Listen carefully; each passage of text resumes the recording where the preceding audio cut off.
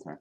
All right. Well, first of all, I'd like to thank you, Deacon Duncan, for the invitation to come to St. Joseph's in Penfield. And I know Sister Gert Erb, her and I have been friends for a number of years. I used to be the director of Christ the King Retreat House, and she would come down faithfully pre-pandemic every year for a directed retreat. And I gave a presentation on the spirituality of aging, Zooming. That was in April, I believe, and Sister Gert was on there. So she heard me at that time and I guess extended the invitation to St. Joseph's in Penfield. So thank you very much. I think this is an important topic to talk about. And there's been a healthy response to this. I've given this a number of times, mostly in person at the retreat house every 6 or 8 months, and we always attract different people. But there's a real hunger, I think, to talk about this developmental phase in our lives, and especially the spirituality. So today we want to explore that and what is it like to age? Now, first of all, aging is not a disease, okay? Aging is aging.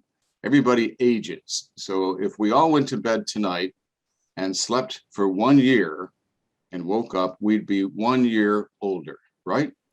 But there would be no growth necessarily. So the spirituality of aging, we want to talk about conscious, what we call eldering. Now, let me explain that word. We're all getting older, and sometimes aging has a bad rap. It's oftentimes the word elderly is used. And elderly, I find rather pejorative. It means maybe diminishment or fragility or old-fashioned or being dismissed. Oh, she's old now. What does she know? So we want to use new language, a new paradigm, a new role model for what it means to become an elder. An elder is a term that's being used a lot more, or another synonym might be sage, S-A-G-E. You might have some of that in your seasoning rack too. So it gives flavor. So saging can give flavor to life and to aging. And an elder in most cultures are respected as having, they carry the wisdom of harvesting all of their life experiences. And so that's what we're going to be looking at today, that more and more people are living into their 70s, into their 80s, into their 90s, into their 100s. So there must be a reason, at least in our American Western culture here in America anyhow, we've had a pretty healthy lifestyle. There must be a reason why God is allowing us to live this long. So where is God in this aging process, both individually and collectively? Is there a collective wisdom that we can develop if we are intentional about cultivating what I would call our inner depth?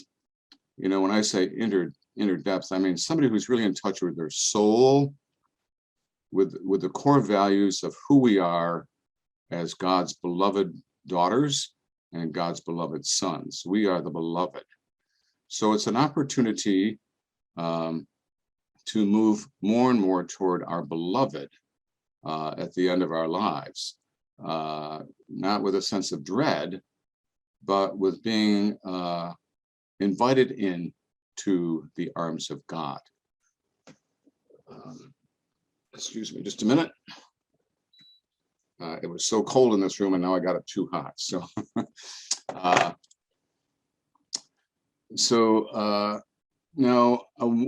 so in many cultures, there's a ritual for people who cross over a certain age. So, for example, in Japan, at the age of 60, when people turn 60, the women especially wear a red dress, or a man will wear a red shirt or something like that, to indicate to other people around them that they have entered a new phase of their lives.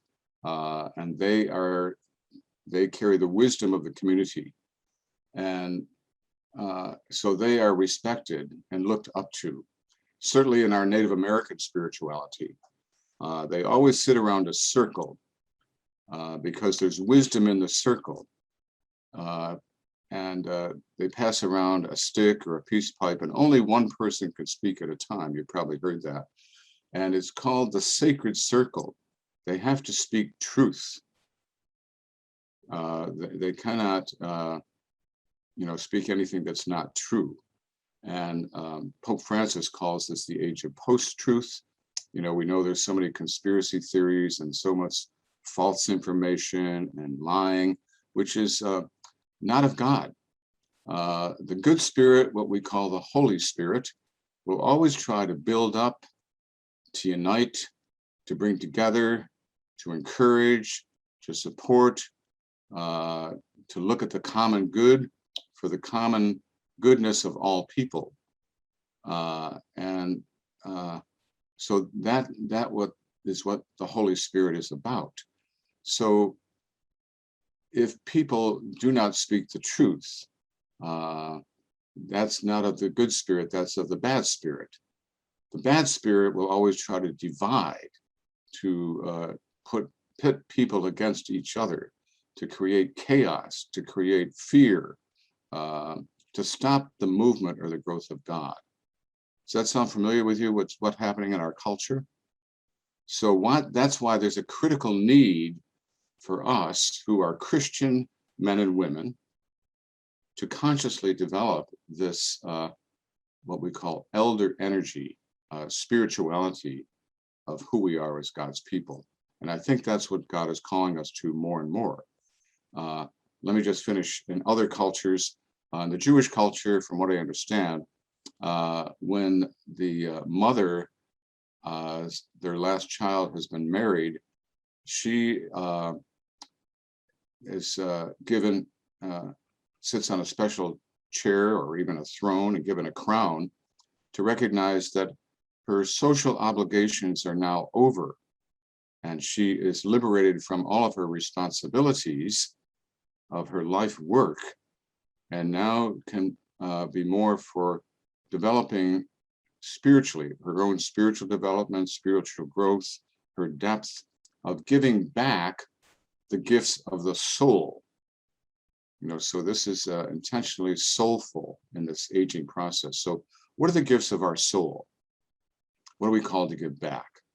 Our productive years are over, when we reach our 60s or so. I mean, from our life work for the most part. I mean, many of you still might be working, or if you're parents, you never stop being a parent, I guess, right? Even though your kids are out of the house, you still worry and pray for them. So, but you're not necessarily going to work every day. So now we're called not to be so much about doing, but about being. Now, when we're younger and when we're working and we have running a household, that's a lot of responsibility. Plus, if you have children, that's a lot of responsibility. So there's very little or no time for ourselves. We're just busy, going. And so there's no time to focus on our inner development. Whereas now, when we're older, most of us, perhaps not Mary Maley, she's still, are you on the staff there, Mary? No, okay, but you're the director of hospitality. Okay. You're muted, so you can unmute yourself if you'd like. No, I'm a member of the hospitality committee. I'm not on the staff, but I just, every day I like today I got to welcome somebody at church when I was there. I love to do that. Yeah. Okay. I'll mute myself again. Okay. Well, that's an important part that we're going to get to about giving back and service too. Okay. And that's one way of serving in a faith community. So now we're beyond our productive years, and now we're called to be fruitful. And that's more about being. So how do we be fruitful? I went on a retreat once, and in my prayer experiences, there was God speaking to my heart saying, be a sign of the kingdom. I go, what? How do you be a sign of the kingdom? So we be signs of the kingdom by being generative, by being generous, by being compassionate, by being people of honesty, of truth speakers, of promise keepers, or I should say peacekeepers, peacemakers. We have to make the peace before we can keep the peace. Justice makers, we're about justice, we're about peace, we're about the gospel. We're people of the gospel, people of the way of Jesus. So we integrate those gospel values and other critical, soulful gifts are forgiveness and reconciliation. So this is the time in our aging, in what we call this third age, last third of our life, that if we haven't forgiven ourselves for things that we've done, maybe not intentionally or perhaps intentionally, something we said, something we did, we need to do that now. We need to forgive our parents if they weren't perfect, and nobody had perfect parents. We weren't perfect kids. We need to forgive God, perhaps. We need to forgive the church. But it's about witnessing to younger generations who we are called to become fully human, fully holy. Holy doesn't mean pious, pietistic. Holy means to become fully human, to become who we are made in the image and likeness of God. So who does God see me to be? Who has God called me to be? This person of generativity, selflessness, altruism, giving back, sharing, being people who are present. And so we have the time now to go deeper. So we might call this an inventure. You know, we've heard of adventures. Adventures kind of going out to a new place, perhaps going out to walk in the woods or take a trip, even to a foreign land. But this is going to be an inventure. It's not going to be so much our energy going outward, but our energy inward. And we've heard it say there's two halves of life. The first half of life, which goes till birth all the way up to maybe 55, or let's say even just 45. And the second half of life is from 45 or 50 all the way till when we meet our Redeemer. But there's a book that has been written by Jane Marie Thibault and Richard Morgan called Pilgrimage into the last third of life. And that starts, he says, around the age of 60 or so, okay, the last third. And then he divides that into three. The last third is divided into three different phases. See if I can remember. The first phase goes from 45 up to 64. That's called, if you're in that age group, you're old. If you're from 75 to 84, you're old. And if you're 85 to when you die, you're oldest old, okay? That's not necessarily judgmental, but it's just factual. That's who we are. So how do we develop this depth then? So if we don't do it intentionally, we're just going to age. So part of it, a lot of this stage in our lives is letting go, and we've all had to let go, haven't we? on many different levels. We've had to let go of loved ones, perhaps, who have gone before us. We've had to let go, perhaps, of maybe some health. We have to let go of our physical bodies not being as strong as they were, and we have to let go of maybe things. This is the stage of trying to live more simply. Maybe some of you have had to move out of your homes, having lived in your home for many, many years. So it's a certain detachment, and but also living more simply. I'm sure during the pandemic, if you're like most Americans or most people on the planet, well, obviously not the poor, but people in our class, cleaned out your closets, your drawers, your files, your bookshelves, or whatever. And how did that feel after you did that? You had more space, for one thing, and if you gave it away to Salvation Army, or somebody who needed the furniture, some of our new refugees coming in, you felt good about yourself. It was making room in your house, but also what we're calling about is emptying ourselves of our false self and becoming the true self. Okay. Now, I've done a lot of talking so far, so maybe we could see the whole gallery if we could, Duncan. Is that possible? And if you had any question or comment of what I said so far, if you could just raise your hand and unmute yourself. No, I can't see everybody yet, so. We'll set this up. Is it possible for us, Duncan, to see everybody? Yes, hold on. Okay.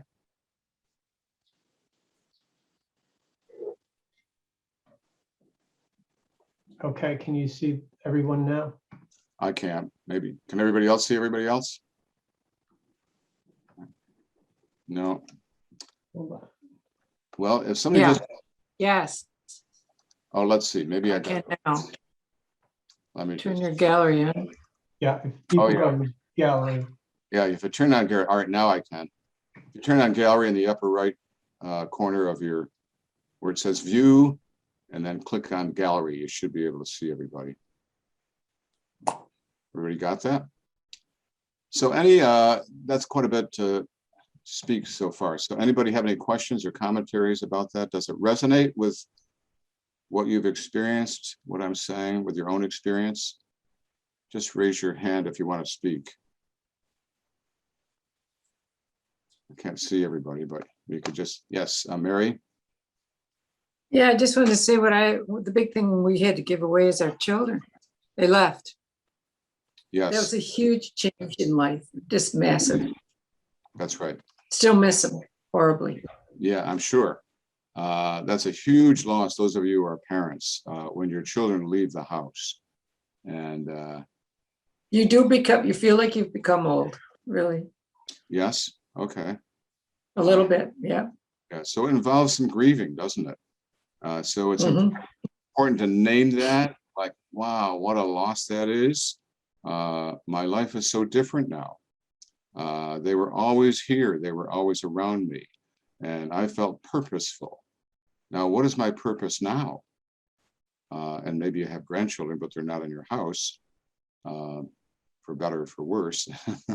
Although I know a lot of older people are caring for their children's children for one reason or another.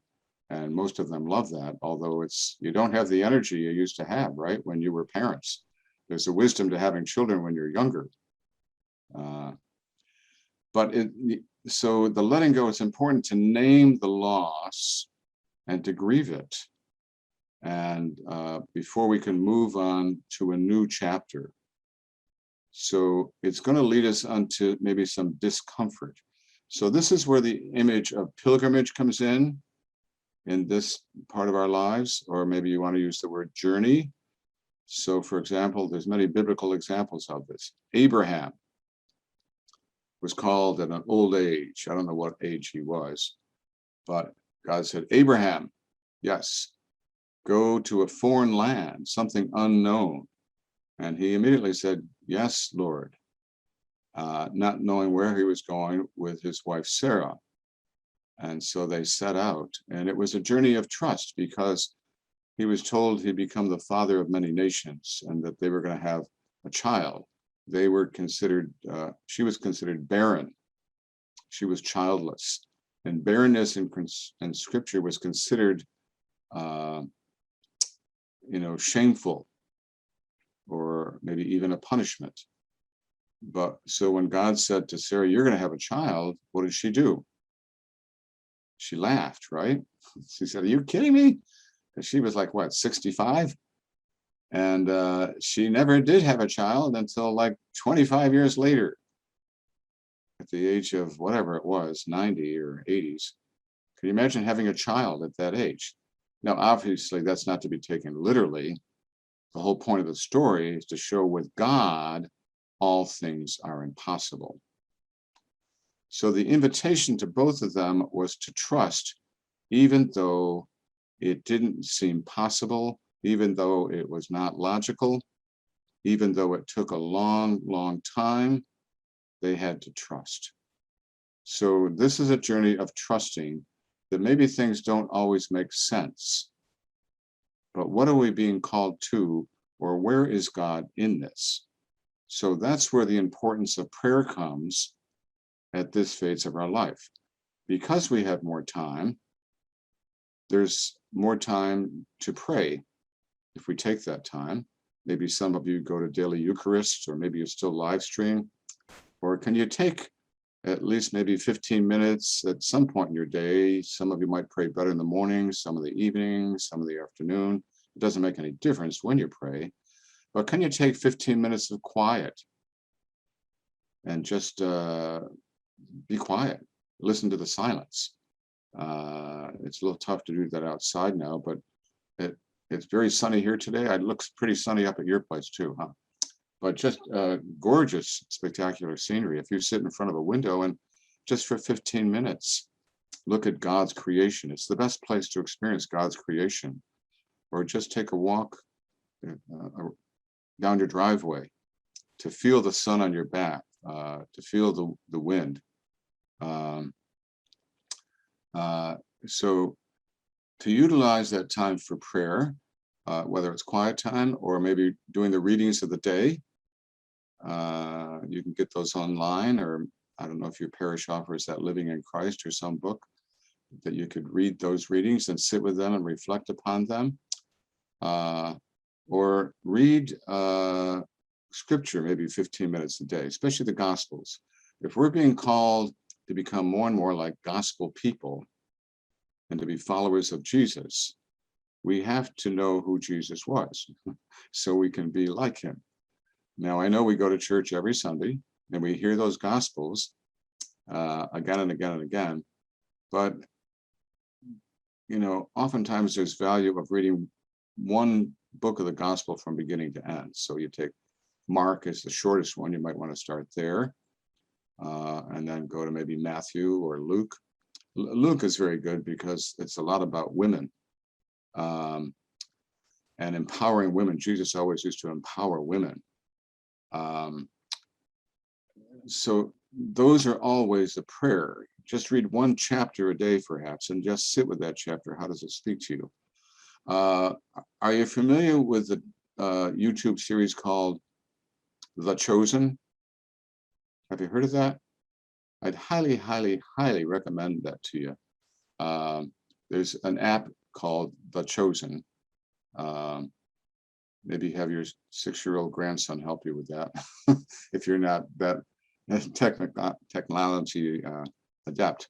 But the first 2 seasons, there's been 2 seasons, they're 8 chapters long, 8 episodes a piece. You could Google that on your computer or whatever. But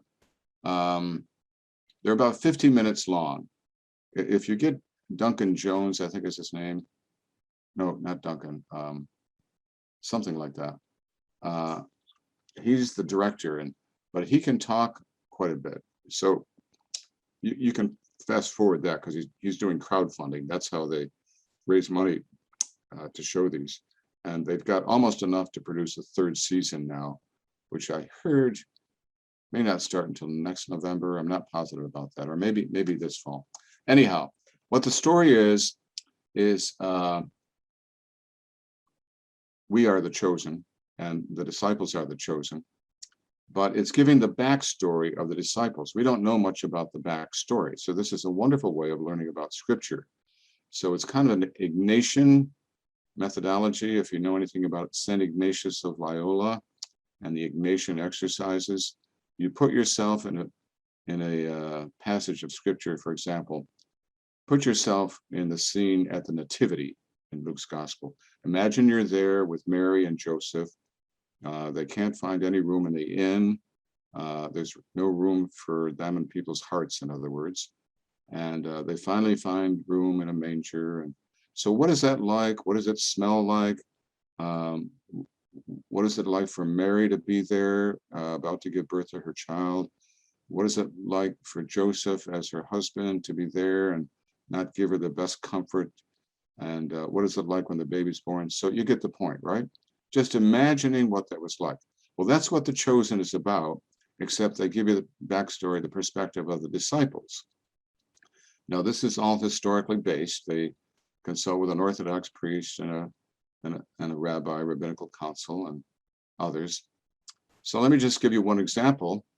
We all know the story of Simon Peter, right? Who was called to be a disciple. And he's not a perfect person, as none of them are, as none of us are. But we don't know much about his backstory, other than when we see him, he's pretty arrogant at times, he's impulsive, he doesn't always engage his brain, and other times he's wonderful. But in this episode, they show Simon Peter having a gambling problem. So it's very contemporary. And he's got some debt. And because of that, he takes some of his anger out on his wife. He's been arguing with her. So now he's out on the lake trying to catch this fish to sell them so he can pay off his debt. And it's the Sabbath. And his wife is saying, honey, you know, we don't want you to go out there on the Sabbath. He said, I got to raise money, otherwise they're going to fine me more. So he's out there, you know, and on the lake, he fishes all night long, doesn't catch any fish. He comes in, and Andrew's with him, his brother, and Andrew says, hey, look, there's the Lamb of God.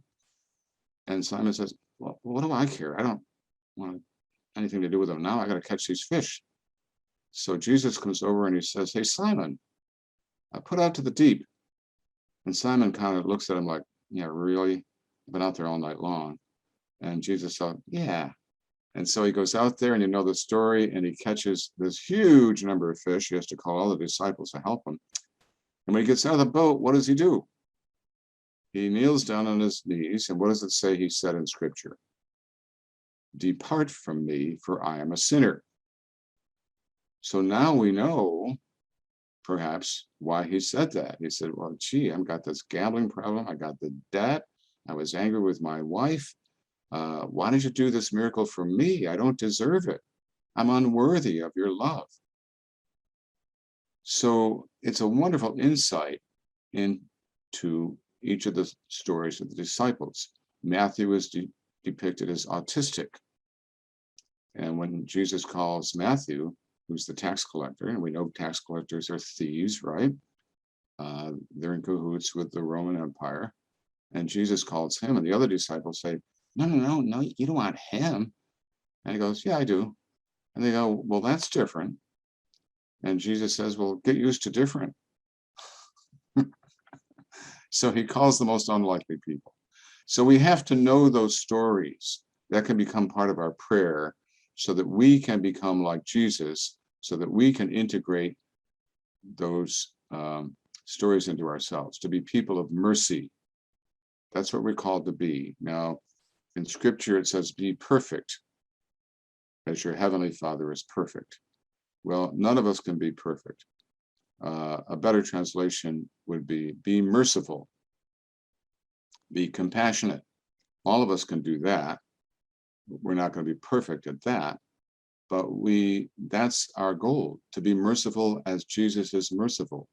So when we read these stories, we look at the chosen, that's the modus operandi, the method of operation of Jesus. He's always merciful. Now, he was criticized for loving the wrong people, right? They don't deserve, you don't deserve to love that one. How about the woman in adultery? You know, here's an interesting story that applies to us. So as you know, the story that's in John's gospel, a woman who was caught in adultery, of course, the man, it was a man's world. It was only the woman who could be stoned to death. And that still happens in different countries in our world. Have you ever seen the movie The Stoning of Sonia M? I'm sure it's on Netflix or DVD. The Stoning of Sonia M. It's a very good story to help understand what it was like at the time of Jesus. So in the story in the gospel, all the men are in the middle of the town and they say, hey, Jesus, this woman was just caught in the act of adultery. In the law of Moses, it says she can be stoned to death. What do you say? And we know he kneels down, draws something in the sand. Everybody said, what did he write in the sand? Nobody knows. Nobody cares. What does it make any difference? He's just trying to give some space to let the evil spirit out from these people. And he stands up, and what does he say? Let the one among you who has no sin cast the first stone. And beginning with who? Who drops the stones first? The elders, right? So why the elders? They are the wise ones. That's what we're talking about. Their wisdom. They know they have sinned. They know they're not perfect. They have the you want to say confidence to acknowledge that. You know, they're not defensive like maybe when we were younger. Remember when we were kids and we got caught by our mom or dad for doing something and like, no, I didn't do it. I didn't mean it. But in our wisdom years, we're more accepting, right? And they go, yeah, I did it. I'm a sinner. We're free to acknowledge that. So in our aging process, so that's the one thing about prayer, okay? The importance of prayer. What time? We're going to take I think I told you we're going to take a break. Oh, it's only 1:36. So, so we want to cultivate the prayer life and getting to know Jesus more and more. I know you know him well. Another thing to grow spiritually is to read some good spiritual reading books. You know, I'm sure Deacon Duncan could recommend some to you, but I just finished the book by Mark Schreiber called Pilgrimage about Pope Francis. I think you all know Sergeant Schreiber, right? Who died. That was his dad. Mark Schreiber is a man of faith, a man of God. He went to Argentina and interviewed many people who knew Pope Francis when he was younger, when he was a novice, studying to be a Jesuit, when he walked through the barrios, when he was an archbishop, and he just tries to discover who is the real Pope, who is this real man. And it's just profound what he finds. It's a pretty easy read. So you could read that and maybe get together with a group of older people. Because, you know, sometimes it could be rather isolating, especially if you live by yourself. So, you know, maybe if you could invite some people from the parish who might be interested in doing this, maybe go in your homes. You could host it one week and somebody else could host it another week, or however often you want to get together. Maybe 4 weeks in a row or 6 weeks in a row, or maybe ongoing, to read a different book or to do some Bible study. But it brings you together. It brings you out of isolation. And put a time limit on it, you know, go for an hour and a quarter, and then maybe have some coffee afterward or whatever, or meet for coffee first and then talk. But you have to set some boundaries so you just don't talk about anything, but you're intentional about your spiritual growth, your spiritual development.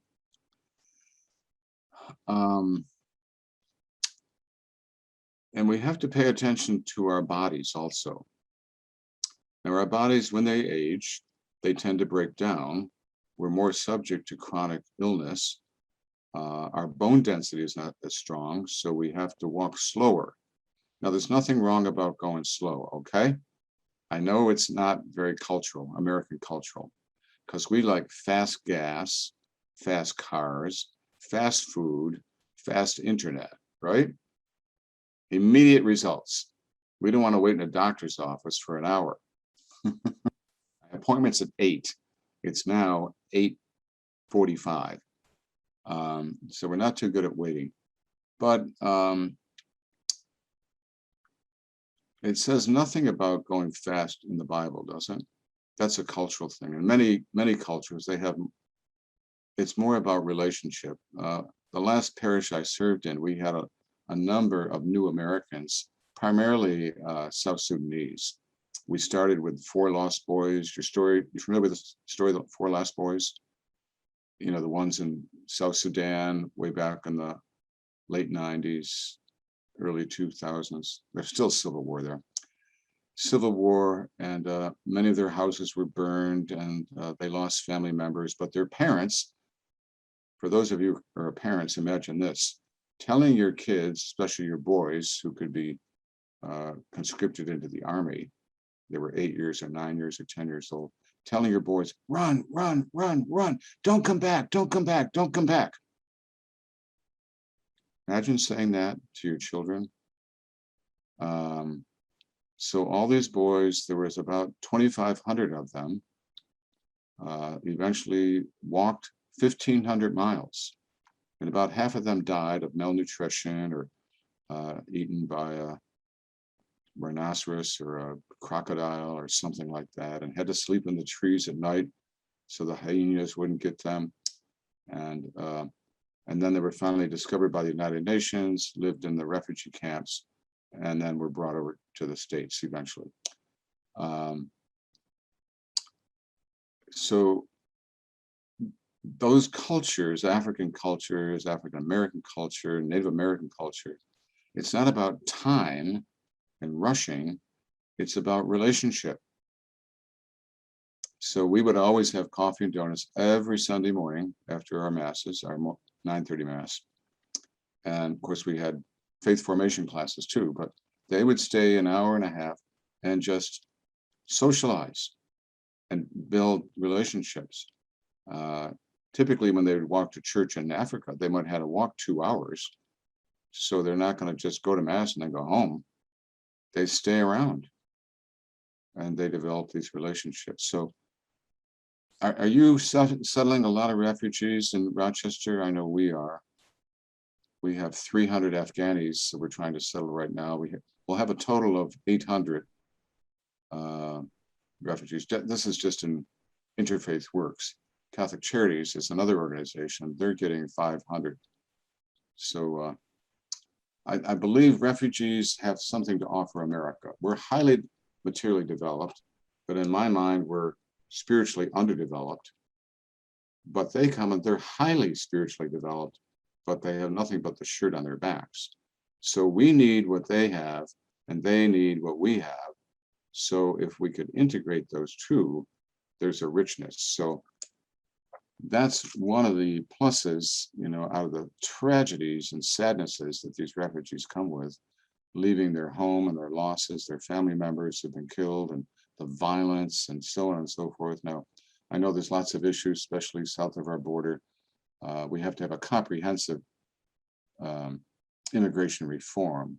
We have to be concerned about security, safety, but also what does our gospel call us to? So again, we believe in Matthew 25. That's the core of who we are as Christians. Welcoming the stranger, feeding the hungry, visiting the sick, so on and so forth. So for the most part, we do that pretty well. But as you know, there's a lot of anti-immigration talk around, and that's not who we are called to be. That's not of the gospel. So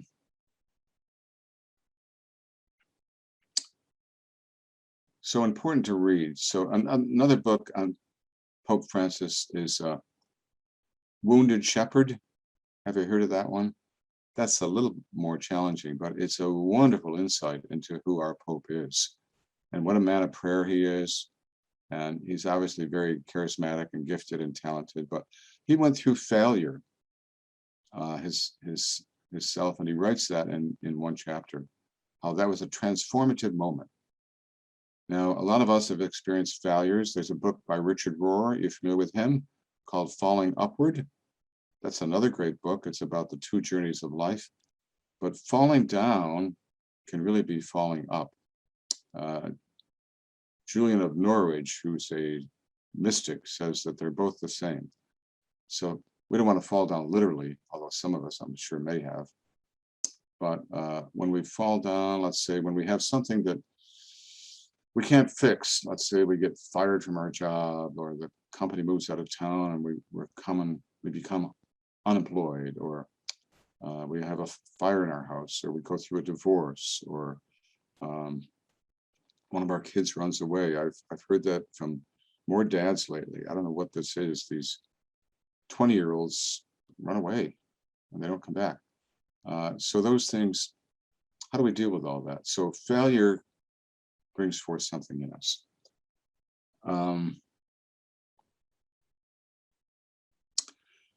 So we have to tend to our bodies too, because this is about a holistic approach to aging, body, mind, and spirit. So I said our bodies are slowing down, but we're much more healthy than, let's say, our parents were. Would you say? No. Okay, some say no. But we have opportunities. I think we're eating better, we're living longer, we exercise, people walk on a regular basis, they bike, they ski into their 90s, they belong to health clubs. We have hearing aids, we have eyeglasses or contacts, we have false teeth. All of those things to help us be able to function and to be able to hear people, to see people. Now, I have a friend who's a psychologist who's 92, and she's lost her vision for the most part. And she said she thinks God wants her to see with an inner vision, to look within. What is she being called to? So it's a wonderful way of putting that in perspective, you know. But we don't have a choice of whether we age or not, but we do have a choice of how we age. So what are the choices that are healthy and life-giving? So we want to connect with other people, as we said, by maybe having a women's group, or many people I know during the pandemic, all of us were isolated, but they talked to their parish, and they got some names of parishioners who live alone, and they called them, let's say, once a week or so. And I know a woman who, there's a deacon here in Syracuse, calls her every Sunday. They stay on the phone for an hour, and she looks forward to that one phone call all week long. So that's something we can all do that's helpful for the person who receives the call, and I suspect it'd be helpful for us who also gives the call, and make that connection with everybody too. So go back to this language of journey. Abraham was called on a journey. There's the Exodus journey. Remember how the people were in slavery and they said, "Oh, deliver us, Lord." And God heard their cry and brought them out of slavery. And they got out in the desert, the new land, the promised land, and they went, "Ew, we don't like it out here. We got manna every single day. This food is so boring. Let's go back. Go back." Why would you want to go back to slavery? Well, it was familiar. We knew who it was. We knew who we were. And we don't know who we are out here. Where are we going? What's our purpose? How long did it take them to get to the promised land? 40 years, right? You don't get out of the desert until you learn how to trust. So they had to learn how to trust. So there might be something in us that doesn't want to go on the journey. Do you want to go back and have a stronger body, or be younger than you were, younger than you are right now? There's a resistance to going forward sometimes because it's foreign, it's uncomfortable, we don't like it. Uncomfortable is not a bad thing. Jesus always made people uncomfortable. We're told that how many Beatitudes are there? 10 Beatitudes? No, 8 Beatitudes. I think there's 8 Beatitudes. Sorry. So the 9th Beatitude, if there's 8, would be Jesus came to comfort the afflicted and afflict the comfortable. Comfort the afflicted and afflict the comfortable. So he's always trying to lead us beyond to an invitation to trust. If we're always in control, who needs God, right? But when those times of your selves when you feel powerless, when you can't fix things, when things don't work out the way you want, that's when we're led to prayer. Even in our sinfulness, our sinfulness, we can never be arrogant if we're aware of our sinfulness, right? It's humbling. It might even be humiliating, but it leads us back to God and say, God, I'm sorry. I need your mercy. I need your forgiveness. Please forgive me.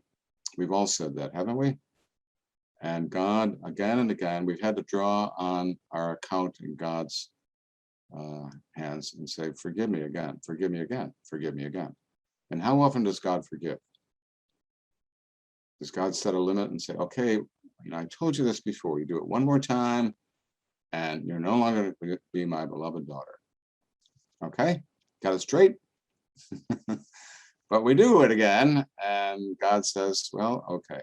So God is unconditionally forgiving and loves us unconditionally. So there's never anything you could do that would make God stop loving you. Nothing you could ever do that would make God stop loving you. So we have to keep that in mind, that we have been forgiven, we have been given God's mercy, and we are called to be mercy to others. So I believe the Pope also wrote a book called The Church of Mercy. We are called to be a church of mercy and to be known for that. We're called to be missionary disciples. We don't have to go to the missions in some foreign land, but we can do it right out of our parishes. How are our parishes missional? I went onto your website last night and I was rather impressed by the opportunities you have to serve. I got a kick out of this, fill up the van. At first I didn't get it, I went, oh, that's interesting. They named their van Philip. And then I clicked it and I went, oh, I get it. Fill up the van. I think that's what it means, right? Yeah. Yep. Yeah. Okay. So there's many opportunities of service to give back there. So if we were to write our own legacy, we're talking about how to live out our legacy. Our legacy, what we want to leave behind, is not our estate. It's not our finances, but it's who we want to be known as. David Brooks, are you familiar with him? He's a journalist for the New York Times. He wrote a book. He's a pretty spiritual guy. He wrote a book called The Second Mountain. And again, that's about the 2 phases of life. But the second mountain is going up to the mountain and seeing the vision, the bigger vision of who we're called to be, and what is called forth from us. Now, when we think of people of depth, typically they're older, wouldn't you say? So if you think of people who are deep, how about a Mother Teresa? Would you consider her to be a deep person, a spiritual person? Dr. Thomas Dooley, remember him? Albert Schweitzer, Nelson Mandela, Desmond Tutu. Desmond Tutu has a book called No Future Without Forgiveness. This was written during the time of apartheid in South Africa. And Desmond Tutu and Nelson Mandela both developed this process of truth and reconciliation to restore humanity, to what we call restorative justice to people who were the perpetrators and people who were the victims. There's a wonderful DVD out called Invictus. That was many years ago, but it's a story of, I think it's a soccer, a rugby game, and bringing the blacks and whites together. So it's a wonderful movie to view for that. So our legacy, again, is our legacy gifts are compassion, mercy, forgiveness, those deep values. And so what does it mean like to live a life of depth? Think of some people who could be your mentors, like a Mother Teresa, a Pope Francis, maybe Pope John Paul II, or Pope John the 23rd. Remember him?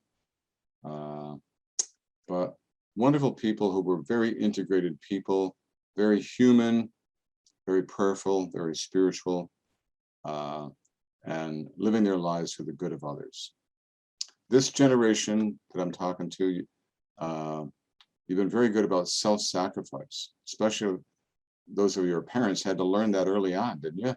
You always put yourself on the back burner and your kids on the front burner. Now it's time to take care of yourself. Now that may feel selfish, but it's not selfish. It's about self-care, self-compassion, self-love, not in a selfish sense, me, greedy, but to develop yourself. You know, Jesus said, love your neighbor how? As yourself. The flight attendants on the airplane will say, put your mask on first. And if you have a little one next to you, then put it on them. Don't put it on them first.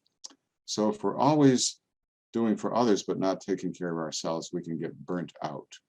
We have nothing left to give. So a lot of it's about forming boundaries too. Well, we're going to take a break in just a minute. Another journey is the Emmaus Journey. We'll finish with that and then we'll take a break.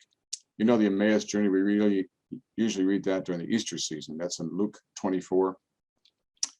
So the story is Jesus got crucified and there's two disciples and they're going to Emmaus.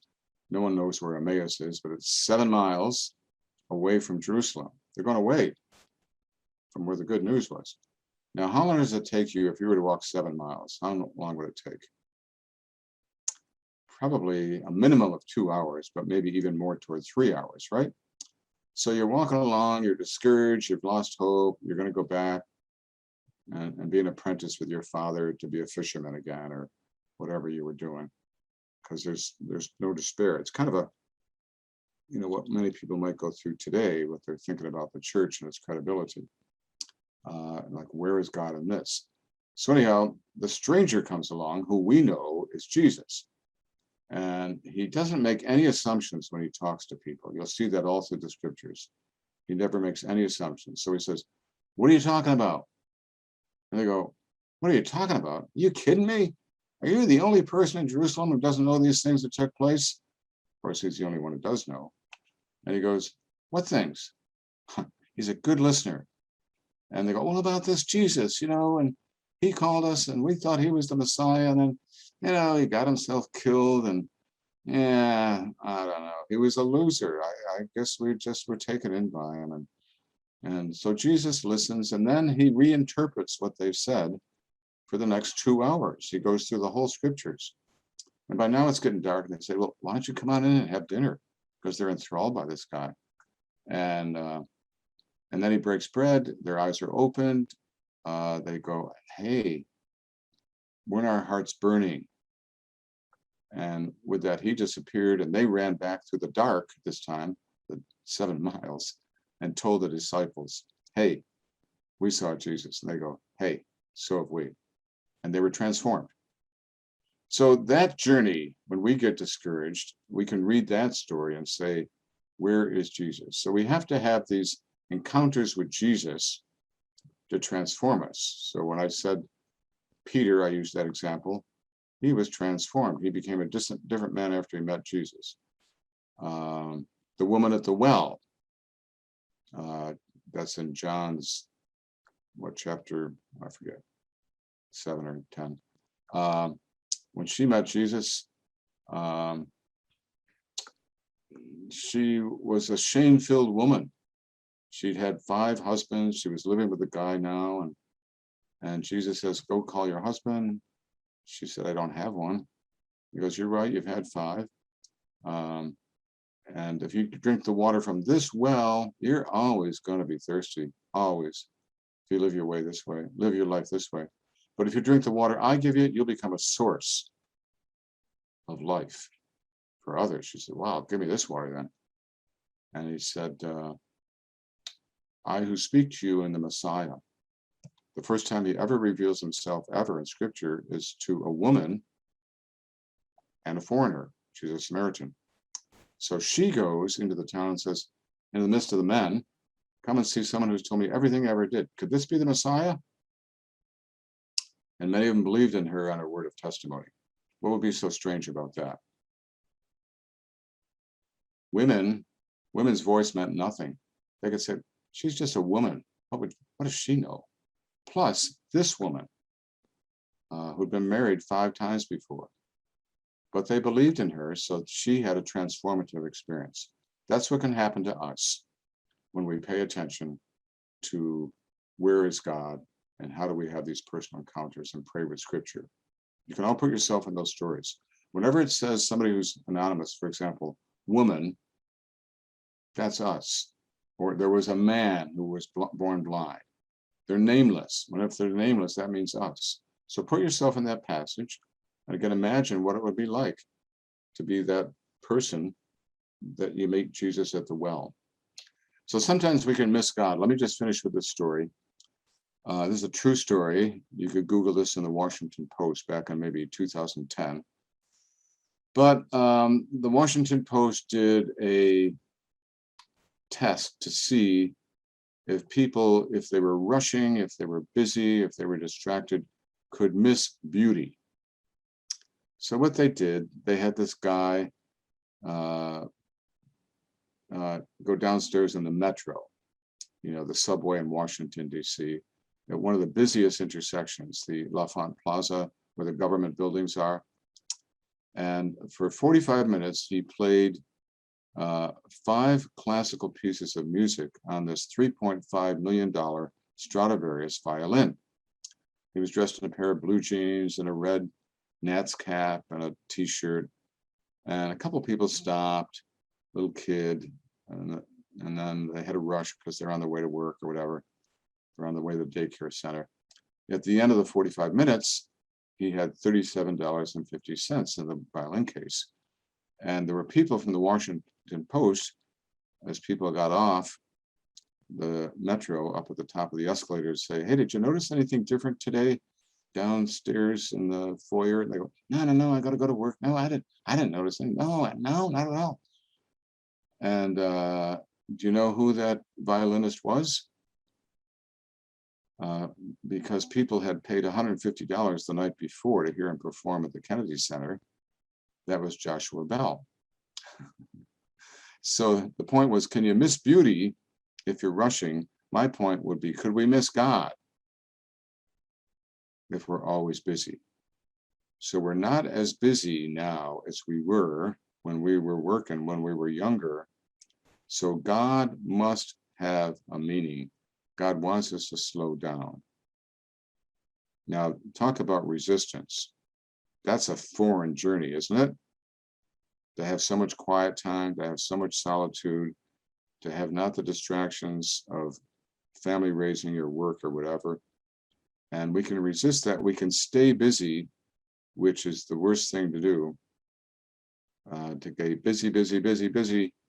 What were we told after 9/11? Go shopping. That's a distraction. We have to go to the inner feelings. And maybe the foreign journey is going to our heart. If we're not used to paying attention to our heart, that's the journey that we're called to right now. Paying attention to our heart, to our feelings. Now, we're very, very heady people, analytical, rational, because we're more in control there. Now, women are much more better, stereotypically, accessing their feelings. They could talk about feelings all day long. Or if you ask a guy sometimes, how do you feel about that? He might say, good, which is not really a feeling, or fine. I used to do that when I was in my 20s. I was in a clinical pastoral education. My supervisor said, how do you feel about that, John? I go, good. He goes, that's not a feeling. I went, fine. That's not a feeling. I said, okay. I didn't know what my feelings were, so I had to learn my feelings. So that's where God speaks to us, in our heart, in our prayer time. Listen to your hearts. Okay. So it's about 2:04. Why don't we take about a 10-minute break, a potty break or a coffee or tea break, come back at 2:15. Is that okay? All right, we'll see you at 2:15.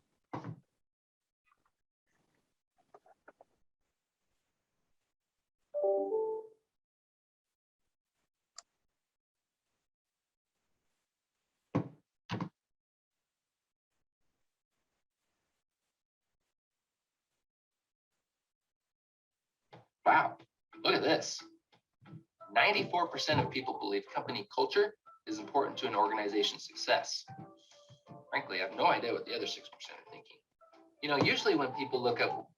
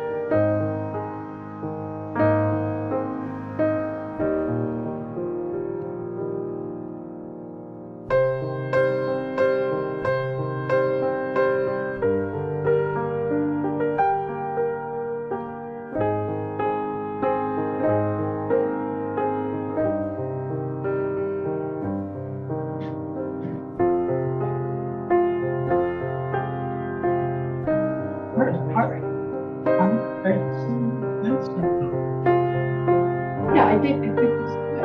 You didn't do it? I did, but I went into jeans and it was, I saw this really big bulge.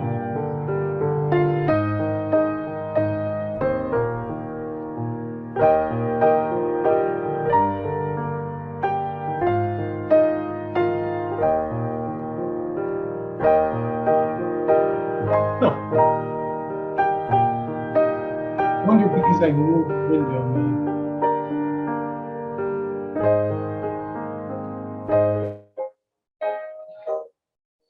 My earphones were plugged in, that's why you couldn't hear anything on that. So I can hear it now. This is nice. So while we're on hold, I finished my training. Oh, good, good.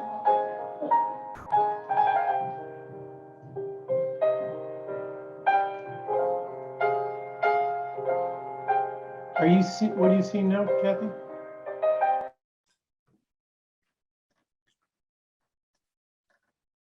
Duncan, right now we see a gallery of the screen, and well, your mic was unmuted with discussions in the background.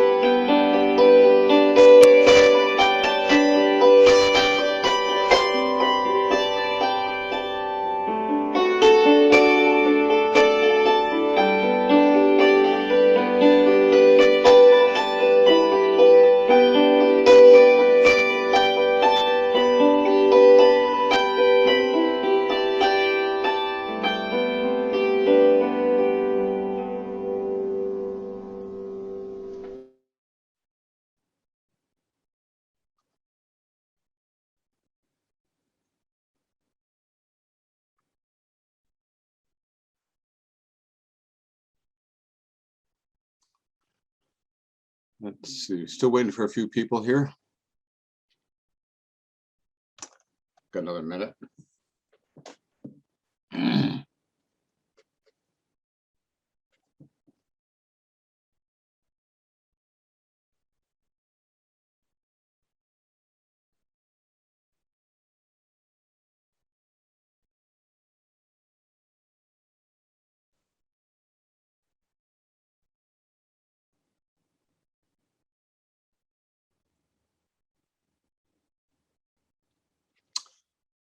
Okay, welcome back. So I'd like to start off, just any questions you have, or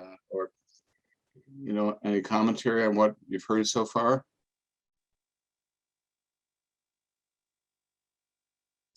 Okay, I got a couple questions for you then. Now, typically when I do these sessions, we sit in a circle if we're in person, because I'm not the authority here. We are all authorities here because of our experience of aging. We're all aging, but our experiences are different. So that gives us the authority to speak about them. Just like they constantly said to Jesus, where did he get his authority? Now, he didn't go to school. He didn't read theology books. Where did he get his authority? How did he know so much about God? From his prayer, right? When he was around negative people, what happens when you're around negative people? You pick up their negative energy, don't you? You want to get away from them. So when Jesus is around negative people, typically in scripture, you'll find out the next passage, he withdrew from them, and then they found him in prayer to be restored by a positive energy. So he relied on his prayer. And so what I want to ask of you, first of all, is what are some of the blessings that you've discovered from aging? Now, many, if not most of you, might be retired now. Now, we don't retire from life, but we retire to a new way of living. We don't retire from life, but a new way of being, a new way of living. So there's some things that are blessings about that, and there's maybe some challenges. There's things you find distasteful about it, but let's start with the positive, okay? What do you like about aging or retirement? Or what are the blessings or gifts that you've discovered? So when you're ready, just raise your hand and unmute yourself, and then we'll share. So Mary Oakes. I'm having a lot of fun. Can you hear me? I'm having a lot of fun playing with my grandchild. Wonderful, good. That's so your grandmother energy. See, what we have now is grandparent energy. So Pope Francis is like a grandparent, isn't he? He's very free. He knows who he is. He's very serene. He's very calm. Now how many are grandparents here? Just raise your hand. So what's that experience like? When your grandchildren are little babies, they come to you and they just sit on your lap, right? And you don't have to have any responsibility in terms of discipline or whatever. And then when you've had the enjoyment and you're tired, you can say, okay, now it's time to go home. But so that can be a wonderful experience, right? So that's what we're talking about, grandparent energy, whether you have children or not, or have no children or no grandchildren, it's grandparent energy. What else do you like? What is a blessing for you in your aging? Raise your hand. Yes, Anne, just unmute yourself. Deacon Bill Coffey. It's just a new stage of life, a new challenges, a different way to see the church, a different way to see the Jesus. Mm-hmm. Can you be more specific?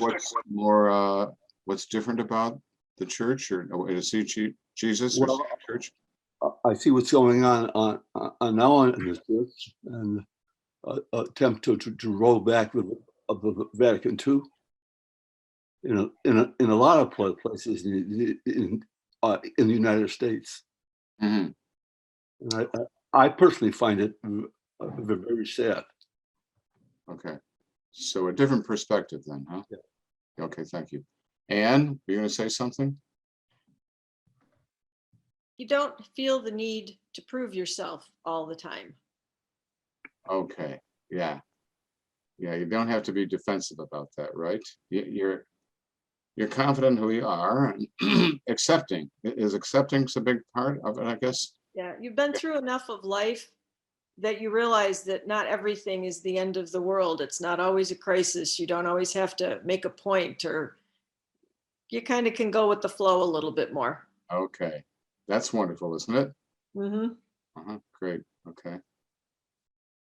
Someone else? Yes. Shadow Pines? No. You got to unmute yourself. There we go. There you Forgive me, that's my street. So I'm Jean, and I think the biggest gift I have at this age is time to do what I want to do when I want to do it. Yeah, is that wonderful? Sitting here listening to you in the middle of the afternoon, I couldn't have done that before. Oh. And or maybe you want to go out. I picked bittersweet earlier. There's all kinds of things one can do with the freedom that time brings. Yeah, right. Yeah, freedom is great, and having the time not to have to be on a schedule or to look at your clock all the time. We've got to be here, and the stress that can come from that. But you can create your own schedule. You can sleep in, you can eat late, whatever you want to do. Yeah, great. Thank you. Someone else. Yes, Karen. Just unmute yourself. Karen O'Toole. There you go. I find I'm more open to being in the present moment. I'm not always thinking about what's coming next Yeah. or what's on the to-do list. I'm more focused on where I am. Mhm. Yeah, okay, wonderful. Yeah, there's a flexibility there too, isn't there? Yeah, to just live in the now, live in the moment. Mhm. Yeah, great. Thank you. Someone else.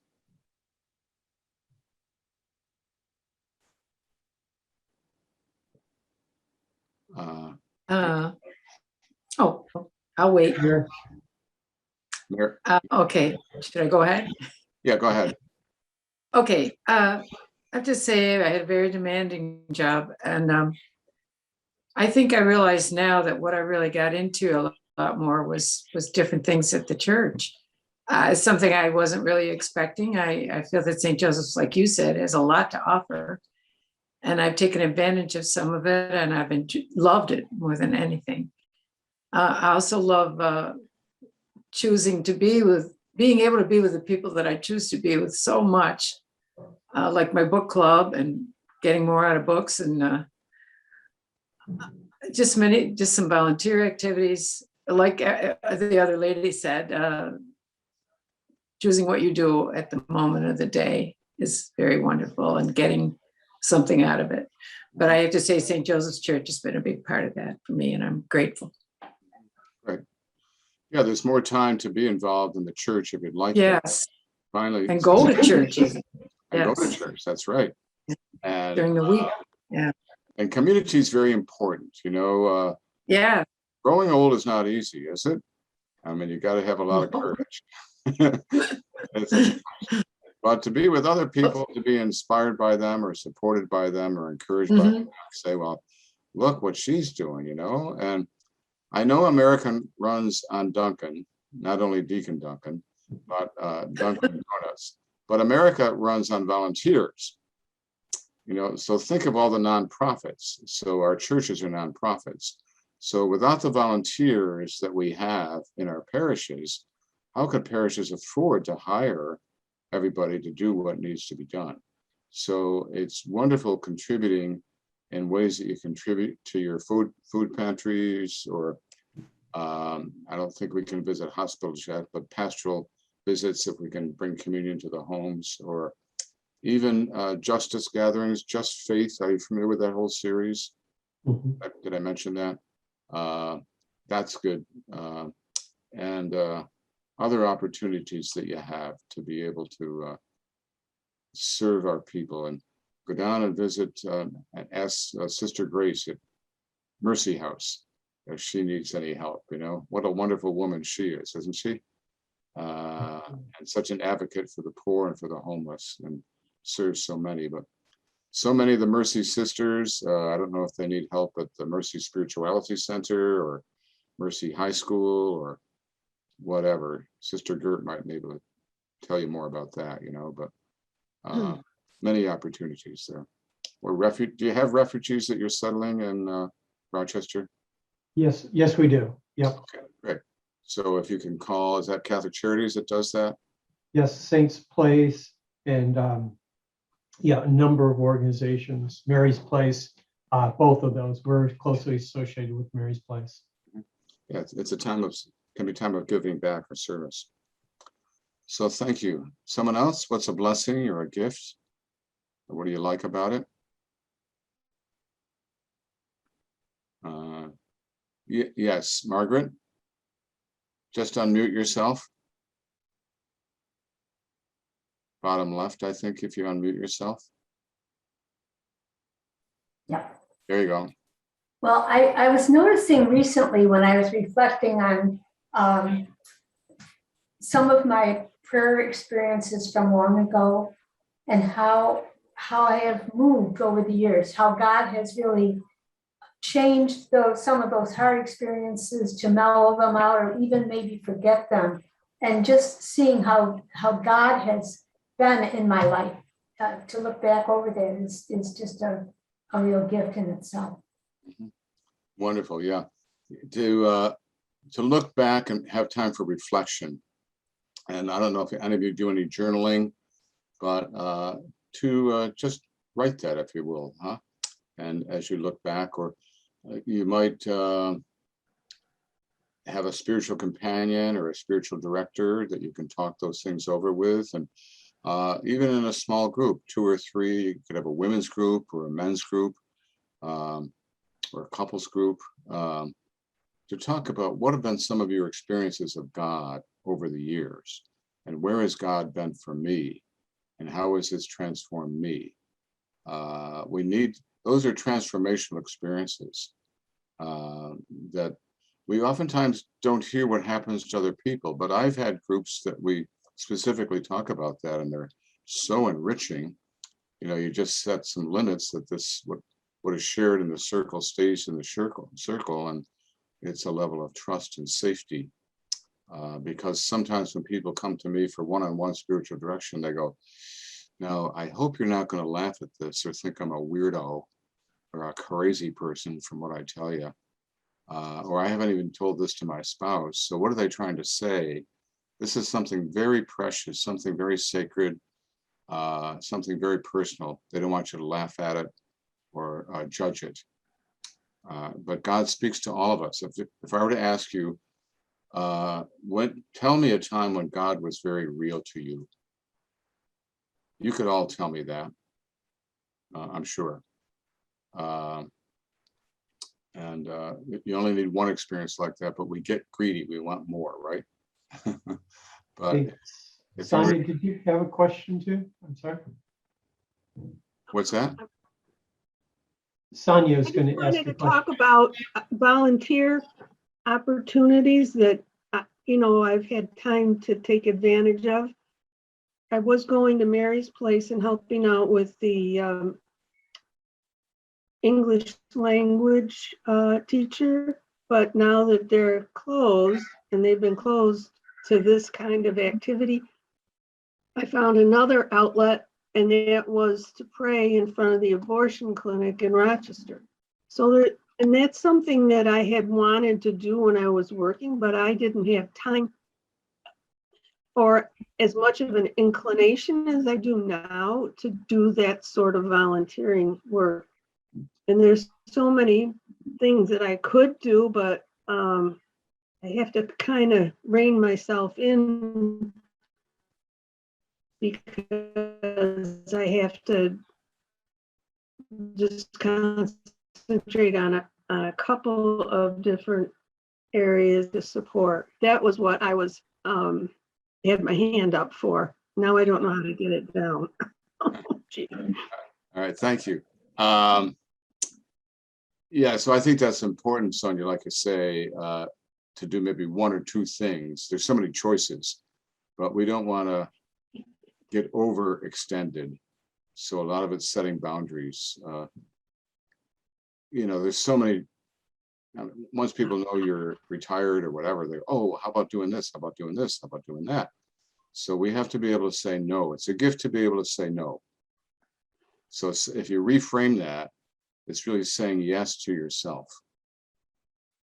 So oftentimes I get a lot of requests, and sometimes I just might have nothing going on, but I might say, well, thank you for asking, but I have another commitment, and the commitment is to me, to get some time for myself too.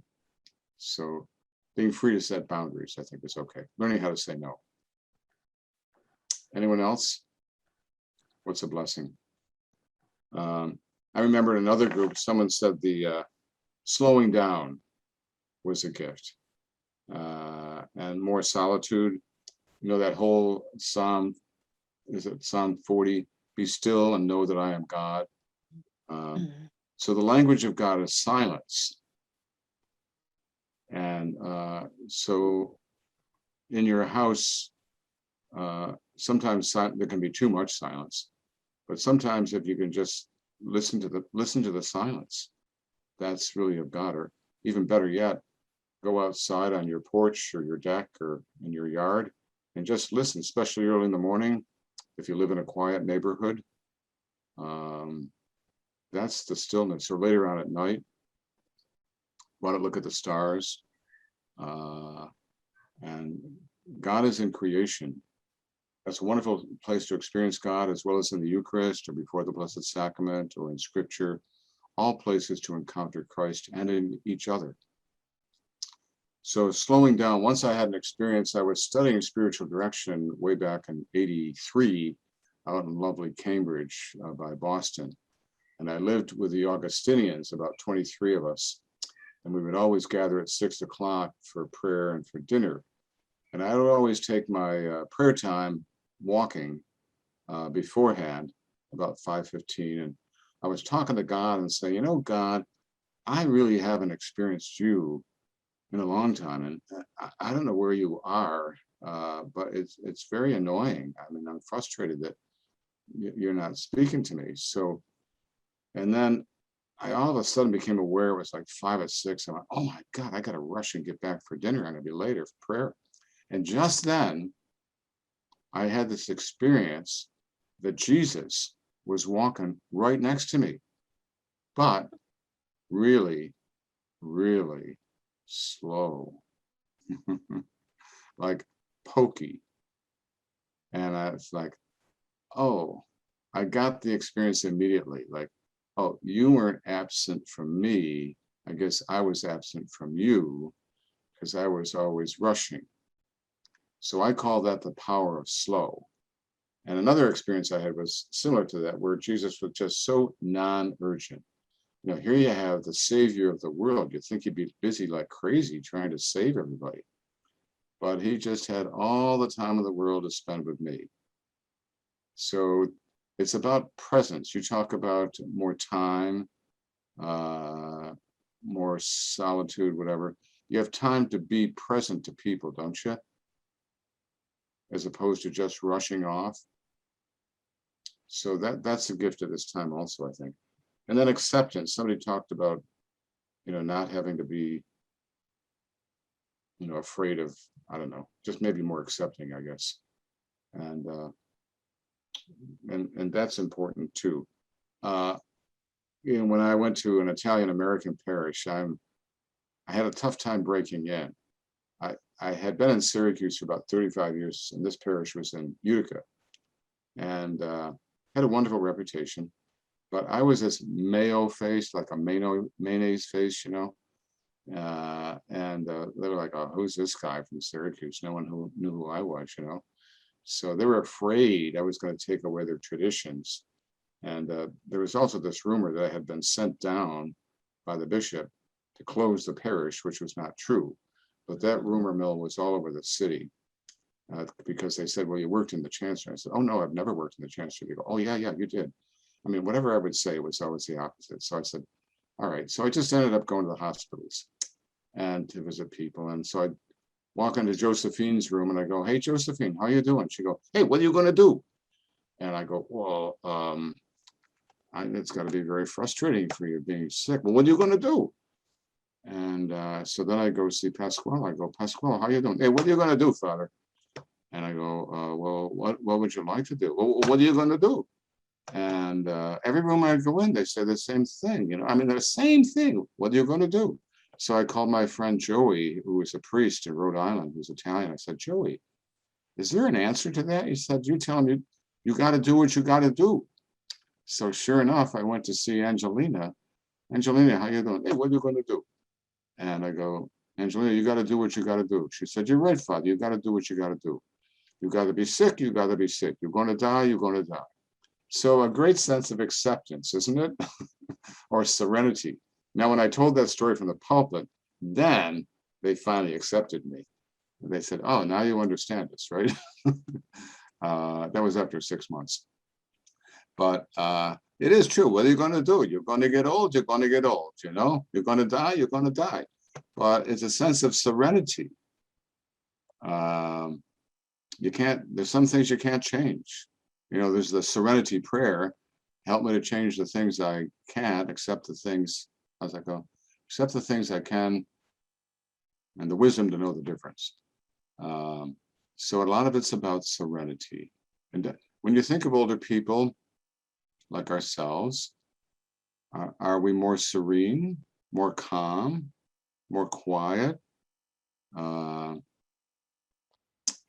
You know, there's a depth that perhaps we didn't have before. We've harvested all of our life experiences, and now we can just be. And that's important, especially in our American culture. And trying to befriend the silence too. Sometimes it can be difficult because if we live alone, I think, well, right now there's 30 million people, 30 million Americans, 65 years of age and older. By 2030, which is just a little more than 8 years away, there'll be 70 million people over the age of 65. So that's quite a few, and many of us are living alone. So there can be a sense of loneliness at times, and loneliness is okay. It's just part of the human experience. And you don't have to like it. No, I don't think anybody likes feeling lonely. But what's the experience of feeling lonely? There can be a choice. First of all, to have a 10-minute pity party and cry and stomp your feet and say, I don't like this.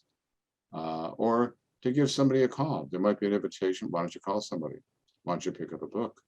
Why don't you take a walk? Rather than just sitting there and sulking, you know? So, and maybe that's part of your prayer too, saying to Jesus, hey, Jesus, did you ever feel lonely? Did Jesus ever feel lonely? When did he feel lonely? Certainly the garden in Gethsemane, right? When they were a stone's throw away. And what did he say to them? Stay awake while I go over there and pray. This is on Holy Thursday night, the night before he's going to die. Stay awake. And they all fell asleep. So there was a moral aloneness. So you could say to Jesus, hey, Jesus, this is what it's like when I feel lonely. What was it like for you when you felt lonely? So in other words, everything that we experience, Jesus himself has experienced. So can you take time to listen? And what does Jesus want to say to you? And listen to your heart. Listen with the ears of your heart, as St. Benedict would say. Listen to the ears of your heart. How does God speak to our heart? You can do that with any emotion you have. There's a wonderful book called Praying Our Experiences by Joseph Smith. He's a Christian brother. I think he's just recently died. But take any of our life experiences and pray them. Bring them to prayer. Now, I don't know, do you have a book place at the parish? We have the Spiritual Renewal Center here in Syracuse. We have over 10,000 books in our lending library, all spiritual reading books. So that's a real resource. I don't know if the Mercy Spirituality Center has that, or any place in town that lends books, or whatever. You can always go to Amazon. Some of these books you can get a pretty, I always get the secondhand ones for $1.68 or $2.49 or whatever. Somebody else said life is richer in time to develop my relationship with God. It gives me more creative time in my life. C.J. Young, who was a psychoanalyst, he said the most creative years of his life were from the age of 80 to 86. 80 to 86. So many people write books in their older age. They take up art. Former President Bush, George Bush, has taken up art. Think of a Jimmy Carter in his old age, Habitat for Humanity. He and what is his wife's name? Rosalind. Rosalind, both in their 90s. So doing some creative things and in service of humanity.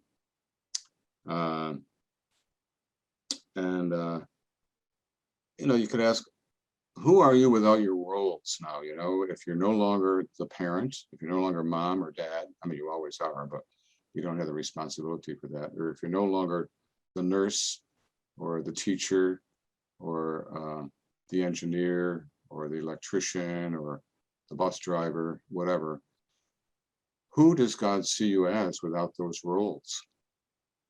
If we drop our titles, and who do you see you as?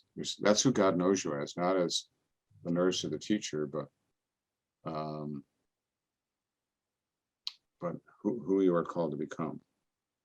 And it's not about your ego. It's emptying ourselves of the ego. You don't need the spotlight all the time. People who are still blaming other people for their problems or scapegoating it, others, or putting people down when they're in their 60s, 70s, 80s, just have not done their inner work. There hasn't been any healing that's taken place. Hurt people hurt people. You know what I mean? Hurt people hurt others. So we all have our wounds, we all have our brokenness. Unless we transform our pain, we're always going to transmit it. Always. So we have to take our hurts. A good book here is Henry Nouwen, The Wounded Healer. Or if you look at the book, The Prodigal Son by Henry Nouwen, you know that story. So we have to heal our wounds, otherwise we transmit the pain to others. For us men, it's so good to see the men here, because sometimes there's more men than there is women, but we need to find authentic masculinity and authentic femininity. Right now, there's a toxicity in many men or many women. Especially we saw that at the insurrection on the Capitol. That was toxic. That's transmitting pain, hurt people, whatever the reason was, but are not the ability to accept loss and blaming somebody else, scapegoating somebody else, rather than accepting adult responsibility. So there has to be healing for transformation to take place. Okay, so how about any other blessings that you can think of that you're grateful for? How about some of the challenges that you find in your aging, or something you don't like about it, or something you find distasteful?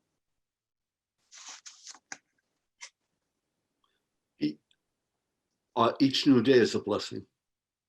Each new day is a blessing? Yeah. Okay. Anything you find challenging about it? I think it's the wonder of God's of God all around us. Mm-hmm. Got the wonder of creation, right? Yeah. Yeah. And grateful to get out of bed in the morning, right? Yes, absolutely. Anybody find any challenges? Yes, Anne? You get tired a lot faster than you would like. Yeah, isn't that true? I wasn't expecting that till 70, not 60. What's that now? I wasn't expecting that until closer to 70, not 60. Yeah, well, I found it started from me around 65, and then more so when I turned 70, and I'm 75 now. So diminished energy and recovery time. I like to do some biking and or skiing or go to the gym, but I need more time to recover that I never did before. If you do yard work, some of you still do yard work, you feel your body the next day, don't you? At least I do. Maybe you're healthier than I am, but you can't do it as much. But it's respecting that. And there's a reason we're slowing down. And we've talked about some of that. So we don't have to pretend that we're younger than we are. We can accept our age, hopefully. We may not like it, but and in the Bible, gray hair is a symbol of wisdom. I forget where that is, but a sign of honor. But yeah, we're not supposed to be going all the time. That's why our bodies slow down. If our bodies didn't slow down, we'd probably be going. We're not supposed to do that anymore. We already did that in our younger life. It's a different chapter. Someone else, something you don't like. Yes, Mary Oaks. Yeah. The thing I'm having trouble with is not those things about me. It's the friends that are suddenly growing sick. They go to the doctor and they've suddenly got cancer.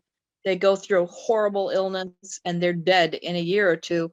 And I can't believe it and I can't stand it. No, that's true. And I'm sure there's, when we read the obituaries, there's more people that we know perhaps that are maybe have been colleagues or people we've known. So it's a confrontation with our mortality and our limitedness too. And we may not like that, but again, what are you going to do? Oh, what are you going to do? What are you going to do? No. It's acceptance of it. Somebody else, anything you don't like about it? Yes, Mary? Me? Yeah, Mary Malley. Okay. Well, when I was about to turn 70, my sister-in-law looked at me and said, yeah, that's a turning point. And I laughed. I said, no way. Well, guess what? I mean, it was long after that my leg is now kind of permanently, I had to cancel my big trip I dreamed of my whole life to Egypt and Palestine. And it's really hard to take. Then my husband had quadruple bypass in the spring. What I call facing your own mortality, things like that, and slowing down because of my leg. I don't, but I was laughing it off. And then there it is, a reality. Right, yeah.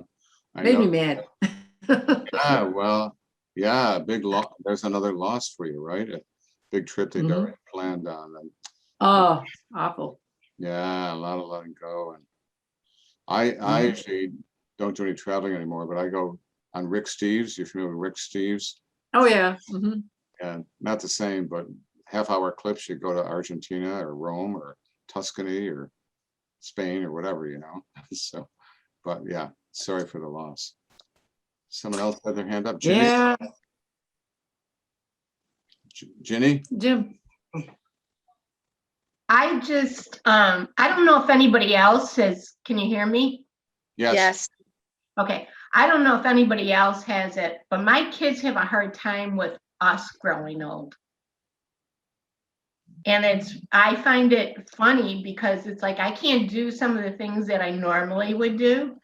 And they just don't really want to accept it.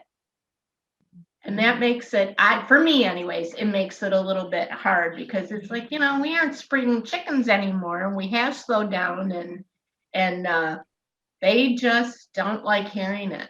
Yeah, yeah. Yeah, they want you involved, huh? And I Yeah. guess that's part of mentoring the younger generation to say, hey, listen, when you get older, you just can't do it, you know? And we'd Yep. like, you miss it too, I'm sure. Oh, yeah. And maybe just to share that, but to say, well, we're going to have a different kind of relationship now. So Yeah. I think that's a good point. I've never heard that before, but I think it makes a lot of sense. So it's a new chapter for them also Mm-hmm. of seeing their parents aging. Yep. And that's resistance, maybe not wanting to accept that, Right. and almost a denial. I mean, we can get into denial too, right? Well, I can't believe this is happening to me. Yeah. Yep. Now, if I were to ask you chronologically, you know your own age, right? You're 70 or you're 75 or you're 84. How old do you feel? Do you feel that age? Mm-mm. Or do you feel younger? Mm-hmm. Okay, so most of us don't feel our chronological age. How old do you feel? Just write down a number. Whatever. How old do you feel? Do you feel 50, 60, 48? Probably younger, but your body probably tells you you can't act like a 48-year person. Anything else you don't like or find distasteful? See the wisdom in the group here? So what I mean? The authority of your experience. You're speaking, yes, Anne. I know I already had my turn through. Robert's rule says you can't talk until everyone else has spoken. But when I hear something that's going to outlive me, like in the news, when they talk about some new technology and how, well, by 2060, we'll have this, that, or the other thing. And I'm thinking, I won't see that. Or, I mean, something stupid. We just bought a new vacuum and our last one lasted 30 years. And I said, this is the last vacuum I'll likely ever buy. I mean, it's not like you ruminate on it, but it just kind of hits you every once in a while. When you're 30 or 40 or even 50, you don't think like that. No, that's So, true. yeah, No. so I don't really like that. Yeah, I know And it. Ginny's right. My kids have a hard time with the whole, Yeah. we're getting older and our hair is gray. Right, yeah, I know it. And you know what else about that?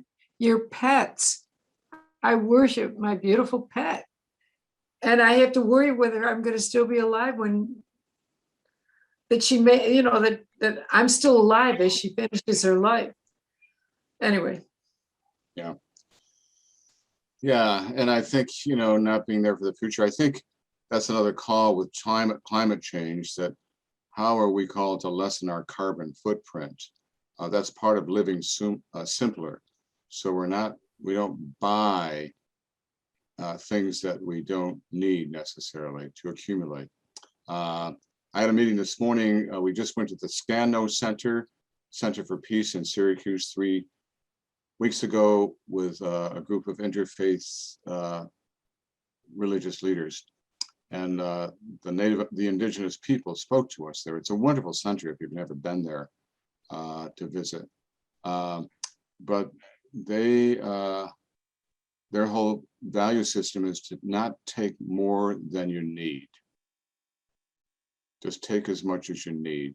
And they also think of decisions that affect the next 7 generations. So they think beyond their children's children's children's children. So to, again, try to be respectful of creation and not to be greedy. I think we can all remember the hoarding that went on when the pandemic first started. So, and some people were without because there were empty shelves. But there was a fear that led to those two kind of decisions. But in non-pandemic time, not to take more than we need because so many people have nothing. So a call to simplicity. Someone else. Yes, Jim. You got to unmute yourself.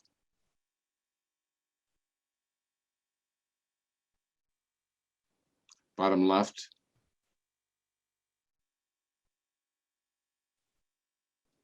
think it's bottom left. Or maybe up at the right if it says unmute. How about that? Yeah, there you go. First of all, I have an advantage. I grew up in Syracuse.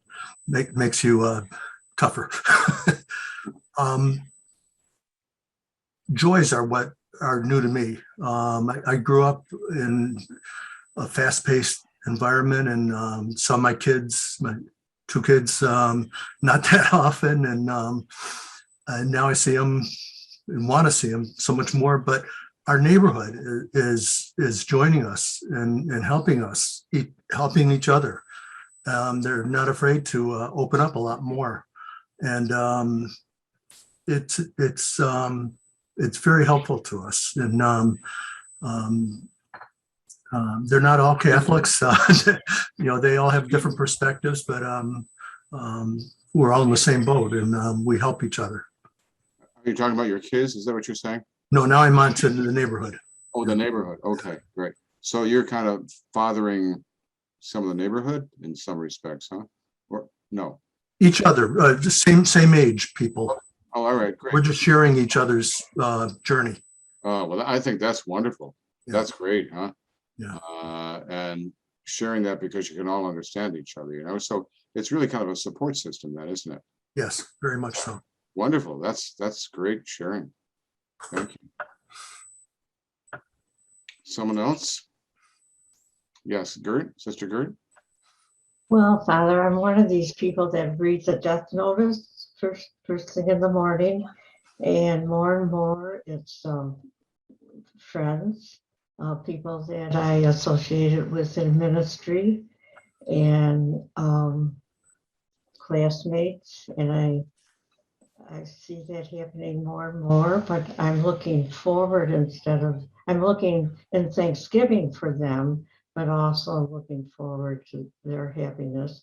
But the ultimate is that Friday, I'm going to go to the funeral of my grammar school boyfriend. Oh, And he was a wonderful guy, and he lived a very good life. He was sick for many years. So there's a past of gratitude, and there's a present, a future of hope for reading death notices. Yeah. Amen. Wonderful. Well, thank you. Yeah. And so good to end with a focus on hope, that we're believers in the resurrection, that's where we're headed for, that this is the end of this life, but it's not the end of our life. It's the end of our life as we know it, but it's not the end of our life. And so there's many stories. Sister Kathleen Osbelt, who was the director of Francis House here in Syracuse, hospice care, just wrote a wonderful book, Glimpses of God. And she talks of experiences at Francis House. And for example, one family was gathered there around their mother, who was maybe in her 80s or so, and they had a little baby, and they were all focusing on her. And all of a sudden the baby is waving and smiling to somebody over in the corner of the room, and there was nobody in the corner of the room. And right after that, the woman died.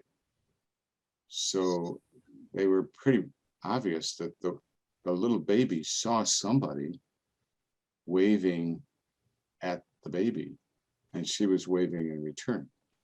So it gave them such hope that this is not the end. Another woman who was in a room at the original Francis House, didn't have windows in it, but she had a porch. All of a sudden she said to Sister Kathleen, "Wow, the light is so bright. Open the window wider and draw back the curtains so I can see it." Well, there was no window, there were no curtains, but there was a bright light, and shortly after that, she died. So I'm sure you all have those experiences, I've heard of that, of people seeing a bright light, or not this fear to die, that somebody there is there to welcome them. So, well, I think maybe that's a good note to end on. Sad, but happy, huh? It's, we enjoy this life. I think as Bill Coffey told us, every day is a wonder, and we celebrate with hope as much as we can. But I think the value is so wonderful that you came together like this to hear each other. You might not all know each other, but to hear these experiences, was that valuable for you? To know that you're not alone, that other people feel the way you do. And it's not an anomaly, but it's something we want to cultivate again, develop this wonderful spirituality where we have a legacy to leave to our younger generations. So thank you for being part of the discussion, and have a happy Thanksgiving. Father John Rhodes, thank you so much for hosting this and sharing your wisdom. We very much appreciate that. Very good being with you. Okay, bye-bye. Bye, Thank you. everyone. Thanks God bless everyone for everybody. joining. Father.